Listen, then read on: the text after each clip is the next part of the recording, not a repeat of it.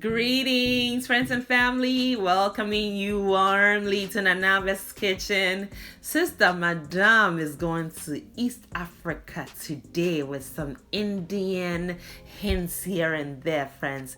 I am sharing with you my husband's favorite combo, chapati, which you're looking at right now, a flat bread with layers, and it is absolutely decadent. My husband loves it, so today I decided to hook him up. We're pairing the chapati with a coconut curry bean stew. Now, I have shared this recipe before, but I used all fresh ingredients. I decided to show you how I attained the same outcome using canned ingredients, especially when I want to make this quick. It is equally delicious, friends. So my canned kidney beans get drained because I just don't care for all the juice around it. I also rinse it. All right, so it's just the pure beans. Already cooked, already tender. So when I start cooking, I'm done in no time.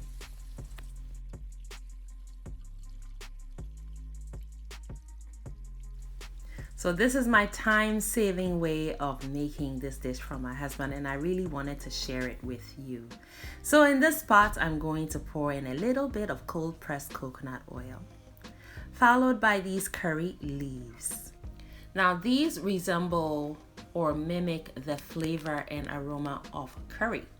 So that's why they're called curry leaves, and they really bring that freshness to those rich ingredients. Then I go in with my aromatics, scotch bonnet chili, minced garlic. This is minced ginger, and you can use the ginger paste and garlic paste as well if that's what you have. And you're going to cook this for about 2 minutes or until it's fragrant. Then you're gonna go in with your chopped onions. And then you're going to cook that also until the onions become softened. I always make a big batch of this because they freeze very well. And my husband loves this. He will eat this every day if I serve it to him. So I asked him to pull that camera out so we can share this quick version. And I strongly believe that somebody will find this very helpful. I have added my curry powder as well as my seasoning of choice. This is salt. And you just want to keep cooking on medium heat. You don't want anything to burn, friends, because that will alter the taste. And we want this to stay very nice and fresh. I go in with my everything seasoning, which resembles your bouillon. So use chicken bouillon, or you can also use vegetable bouillon.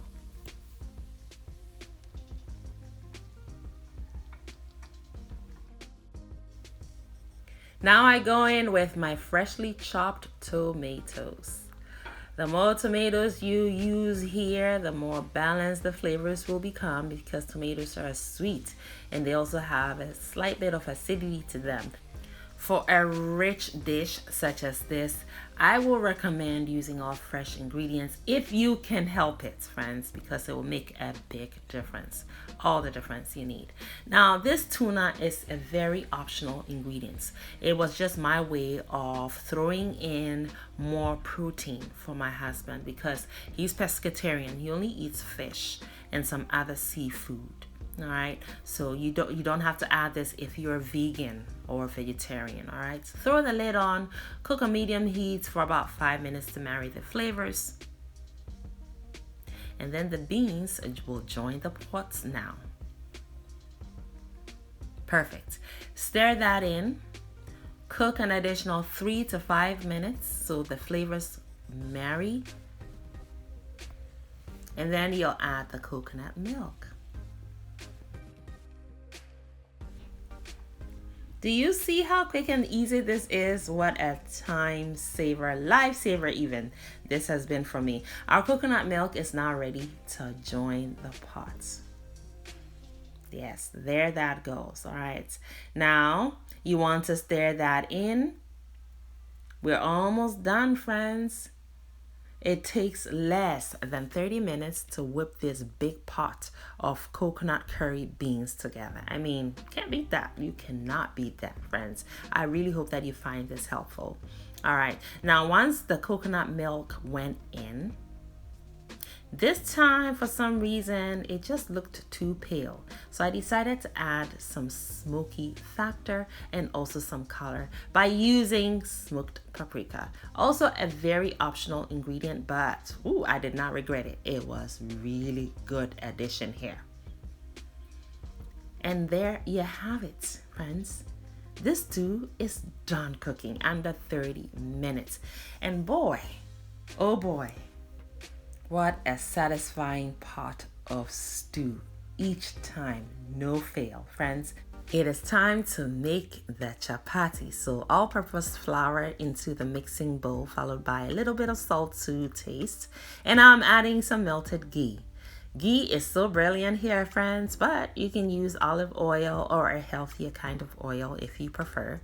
Stir that in to combine, and then we're going to just add some water. We'll add the water in bits until the dough comes together into a supple, smooth, soft dough.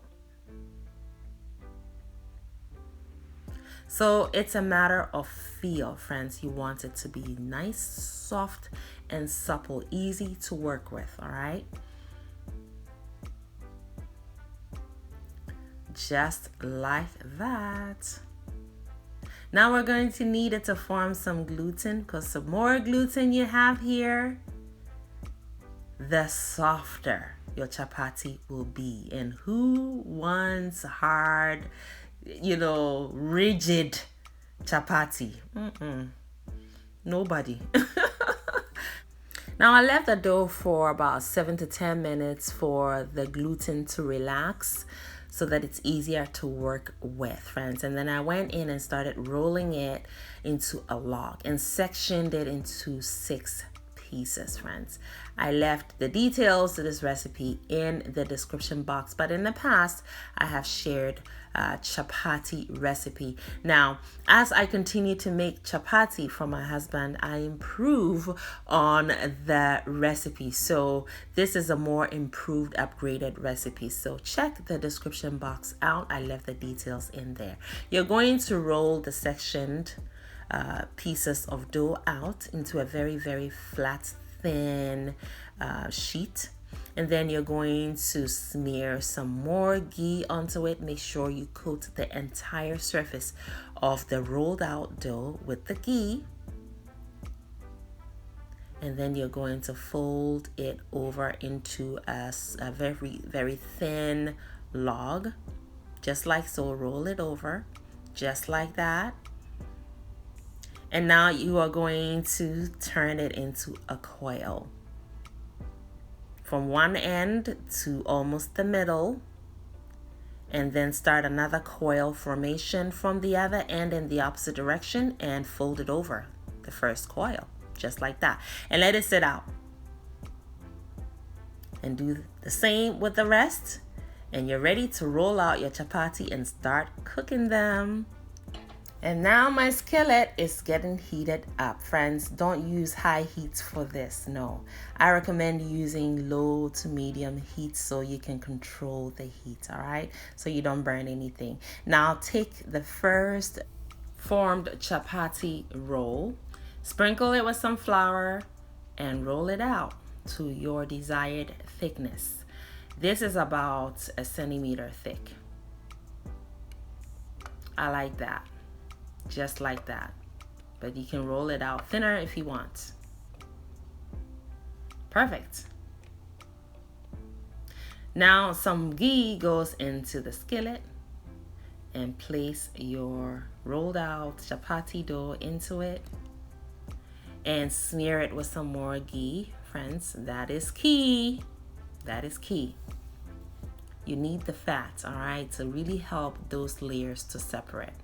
And see how it has bubbled? So you want to go in and flip it, friends, and move the chapati in that wok. Don't just leave it laying in there, right? It just helps to create air pockets that helps those layers to separate. And that's what we want in a chapati. When the layers separate, the chapati tends to be softer. All right. And you can cook more than one chapati at a time in one skillet too. There's a way to do that. Yes, and if you want to learn that, just leave me a comment and I will share that with you. I do that most times when I make chapati in a big batch. All right, this is just 6 pieces of chapati, so I didn't mind. All right, there it is. Golden brown, and you want to cover it with a towel as you cook them to keep them nice and warm and also soft. Perfect. Oh, these are fun to make. And they are also very addictive, friends. This isn't something that you want to eat every single day unless you are a gym rat, friends. Which my husband runs 4 miles almost every day of the week. So when I make this for him, I know I'm not hurting him. And I always pair it with something healthy, friends. And this bean stew is very healthy. And this is how I plated it. A generous serving of the beans stew with the chapati, as well as some chunky, freshly made guacamole. And friends, let me tell you, he loved it. He enjoyed every single bite. He wiped the bowl and the plate completely clean. And he was very grateful, friends. I hope that this recipe, this combo, has inspired you. Please try it. Come back with your feedback. Just look at this chapati. Look at it. Look at it. It is just a thing of beauty, friends. Look at how it folds so easily. Yes. Very soft, tender chapati, friends. Try the recipe. Come back with your feedback. I hope you have enjoyed the video. Please give me a thumbs up. Make it a great day and have fun, especially in that kitchen. Thank you, beautiful person, for watching the video all the way to the end. Kindly leave me a comment and subscribe down below. And don't forget to share the video as well. Also, watch more videos. It is chop time, and here in Anaba's kitchen, chop time is always yes, friends. So pull up a chair. We are all friends and family here.